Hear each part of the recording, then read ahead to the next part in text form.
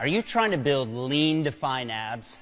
Well, if you're doing crunches like this or hanging leg raises like this, then this may be the reason you're not getting the results that you're looking for. I'm James Grage, and I'm here at the BPI Sports Training Facility, and in this video I'm going to reveal some of the simple secrets for getting six-pack abs. So let's get to it. So let's go back to the first of the two clips. Can you figure out what I'm doing wrong here? Now, it's actually something that's very easy to correct when you understand the function of your abs. Your six-pack is made up of a muscle group called the rectus abdominis, which enables the curvature of the lower spine and the tilting of your pelvis. Now, this muscle group attaches at the bottom of the ribs, point A, and at the top of the pubic bone, point B. Now, this is important to note because when a muscle contracts, it shortens the distance between the two connecting points. So let's go back and look at the clip of the crunch. Now, as you can see, there isn't much of a change in distance between points A and B. Now, as I mentioned before, your rectus abdominis enables the curvature of your lower spine. So if your back is flat throughout the range of motion, then you aren't fully contracting the muscle. This is why a plank may be a good core stabilization exercise, but it's a poor abdominal isolation exercise. A good comparison would be doing a biceps curl like this, right? You're never going to build great arms that way, and the same holds true for abs. It's no wonder some people think they have to do 1,000 crunches a day to get abs, which isn't true. So, to properly do a crunch, think about bringing your head towards your knees instead of up toward the ceiling. Just make sure you don't pull on your neck or head. Now, as you can see here, this now gets a nice curvature in the lower spine and brings point A and B closer together. You should now feel a greater contraction throughout your entire abdominal region. So once you've mastered proper technique, you can then add resistance into the exercise. High reps don't build your abs or burn belly fat. You build your abs the same way you would build any other body part, with resistance.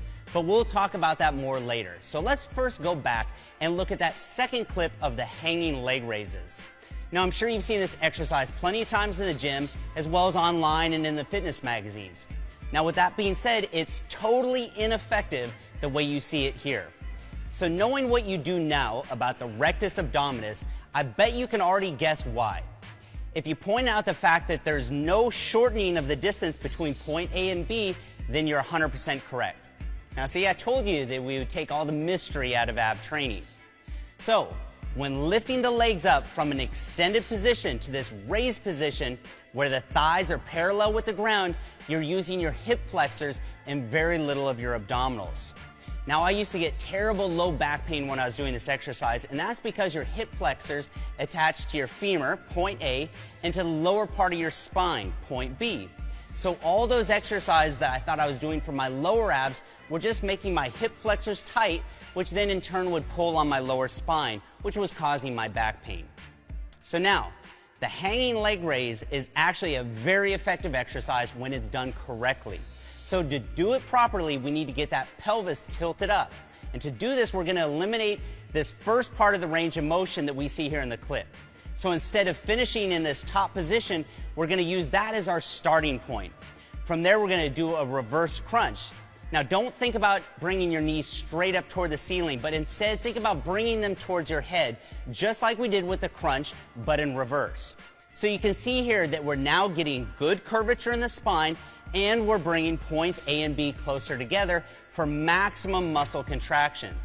Now, make sure you don't use momentum or swing. Start with a slow and controlled movement and then squeeze at the top before coming back to the starting position. Now, that squeeze is the most important part, so don't rush it.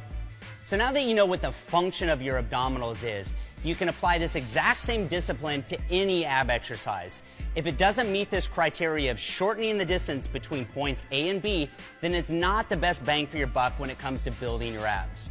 Now, in our next video, link below, I'll share with you my ab routine that includes my favorite ab exercises that you can do at home, as well as my favorite exercises for the gym.